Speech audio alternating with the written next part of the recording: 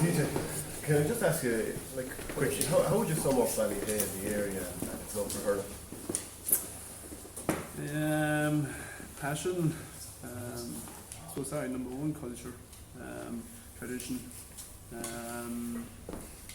A small parish but united with hurling, and very much very spirited and very, I suppose, really tight, knit together as well. But hurling is talked and lived down there. Strange. A hurling field is probably the most spirited place to go to, because obviously it's a small parish, not much activities going on. So the hurling field is where we come together, and it gives families that connection, I suppose, and an awful lot of rural clubs are probably missing that connection, and we have that in Ballyhale Shamrocks, and is that vocal place where you can go and you can meet your neighbours, and we have a lovely walk track around the hurling field now as well, and parents are dropping off their kids down to under 8s and the 9s, and the families are out walking, they're out chatting together as well. And we initially started up a walk on a Tuesday night, and over 150 people came down because of just that connection, and just meeting people, and now they're looking for a second night. So and then last 2 years, Ballyhale Shamrocks and the club, the committee, we opened up a little Billy's tea rooms, and the old folks are after really seeing the benefit of that, because as I said, rural club Ballyhale, we don't have much, and it's life changing for those senior members of Ballyhale. It's where they can go down for a cup of tea. I know one lady, she goes down for her breakfast, her lunch and her supper, because she meets people rather being out on her own in her house, not seeing nobody. So Billy's tea rooms and the Ballyhale hurling field is our two connections. So I was looking at the history of your club. So 1972 was the inception. So that was probably like your father's generation, that kind of thing. Like, would you have heard stories about how they even set it up? Yeah, my grandfather, Paddy Reid, he was involved himself and in Kevin Fennelly's senior, that would be Michael and Colin Fennelly's grandfather as well. So they bought the field in Ballyhale. They hadn't picked the stones in Ballyhale, and then obviously back then you had Knockmile in Ballyhale in October, and they were all playing for themselves. And then in 1972, they came together, and my grandfather was the founder of designing the Shamrock, which the Shamrock now represents. October, Ballyhale and Knockmile. So yeah, that connection is there in Ballyhale. So I said, it's 1976. It's not that long ago. So I wasn't born now. But yeah, it's there. Yeah, because I was looking at the amount of club All-Irelands you've won for a club that's so young, like 48 years. If let's say you get across the line against Borris-Ileigh, that'll be an average of an All-Ireland every 6 years since the club was founded. Like, that's amazing to come from just being founded in 72 to do that. Yeah, it's amazing. It's amazing, and obviously, that's the culture. That's what it's inherited into Ballyhale Shamrocks, and it was that generation back when they started, when they all came together.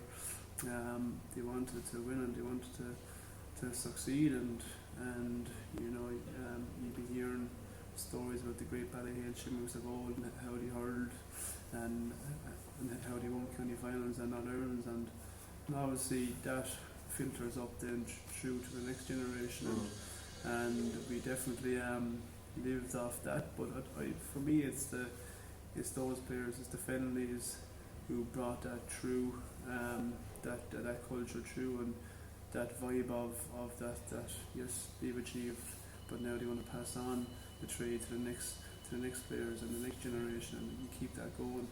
And for me, it's down to the primary school in Ballyhale.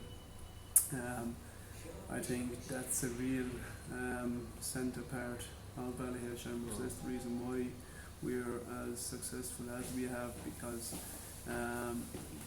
Joe Dunphy was the principal who brought through Henry's age group, and then obviously Michael Fenley's age group, and then myself and Colin, and then a principal, Mr. Dowd, came through. He's after bringing through all the Mullinses, Brian Cody's, and the Corcorans, and that's because why? Because again, it was hurling every day when you went to school. You brought your hurling helmet, and every break, every lunchtime you had, there was an opportunity to go out and express your skills out in the back pitch in Ballyhale. As I said, that's well, for me, everything starts with in your grassroots, and that's your primary school.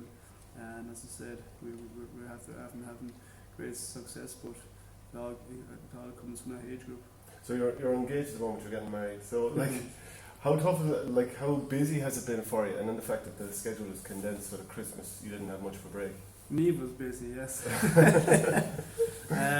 Yeah, look, very hard, very challenging, and trying to build a house as well on top of that, and work.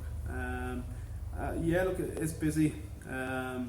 There's playing hurling, playing sport. There's self-dedication, self-commitment, and self-sacrifice.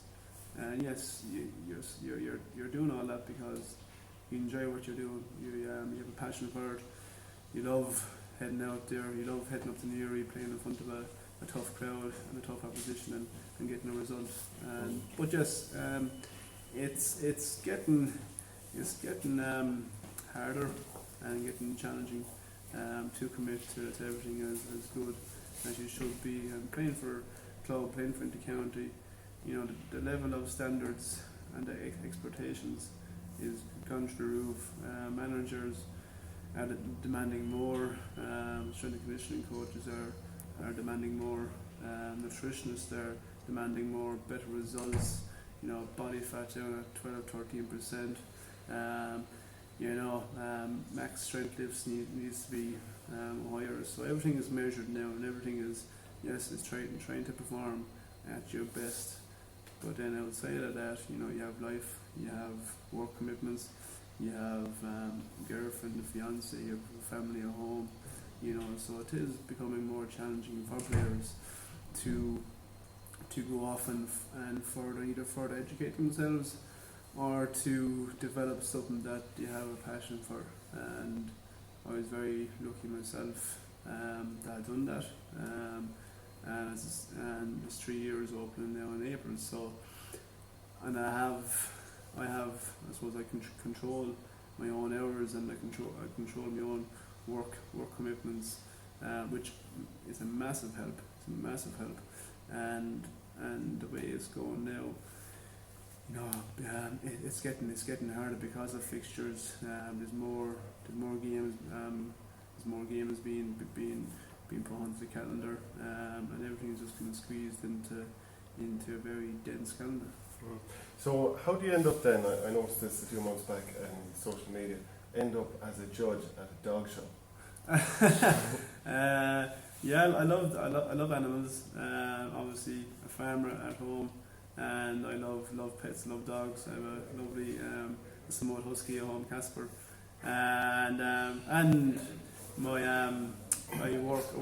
my gym is inside Kilkenny, and downstairs it's owned by Connolly's Red Mills, and obviously they had a pet show on, and obviously I used to work for Connolly's Red Mills for 6 years, so it was a favour I had to do it for him.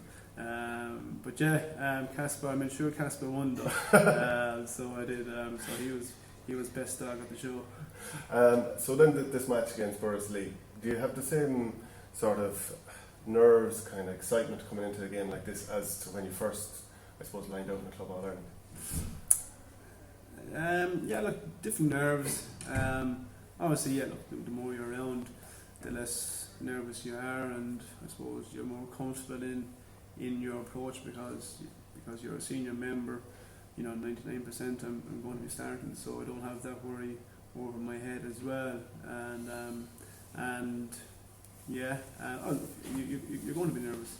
It's not in the final, yet leading up to probably the week leading into the game.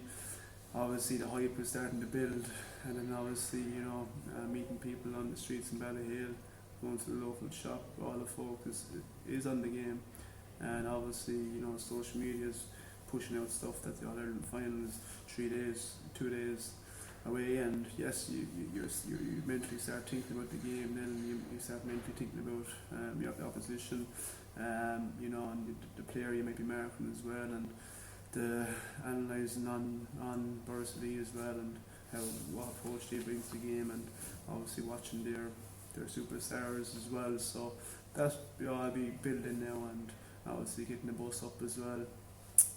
Meeting the players first in Ballyhale in the pitch, and you just sense that excitement. You just sense the attitude is good and the spirit is good, and then on the bus, then obviously the closer you get to Croke Park, then the heroes will be standing in the back of your neck. But then again, it's excitement, it's good nerves. If you're not nervous, you don't love it, and it's normal to be nervous. I'm sure every player gets nerves, but nerves are good, and the best way to knock nerves out of the system is to get a good warm up in and just get that second wind as fast as you can. Final question then, Johnny Kelly being the Borris-Ileigh manager, Michael Fennelly being your captain, the two of them involved with Offaly, it really is a funny situation. It is, yeah. Don't know much about it, so I don't. But yeah, I'm sure the two boys are probably having a bit of banter over it. I don't know. They're probably they're two professional people, so I don't think there'll be too much slagging about it. The two of them are very serious about their approach. So Michael, I'm sure, will be concentrating. He has his concentration with Offaly at the moment, and now he'll turn his concentration to us. But yeah, I'm sure. I'm sure, yeah. In a dressing room, it's trying to look at each other and trying to figure each other out, and knowing that you're going to be out fighting against each other in a week's time. But look, that's sport, and I'm sure there's huge respect there between both parties. Thanks very much, Stephen. Thank you. Thanks for watching Our Game. Don't forget to like and share the videos, and if you're new to the channel, hit subscribe.